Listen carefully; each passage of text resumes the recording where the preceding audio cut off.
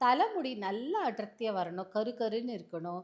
அப்புறம் ரொம்ப பெருசாக லாங்காக லெங்க்த்தியாக நீட்டமாக வேணும் அப்படின்னு சொல்கிறவங்களுக்கு தான் இந்த பதிவு. கருஞ்சீரகம் கேள்விப்பட்டிருப்பீங்க. நிறைய நம்ம ஊரில் யூஸ் பண்ணினது கிடையாது. பட் நார்த் இந்தியாவில் நிறைய பேர் யூஸ் பண்ணுறாங்க.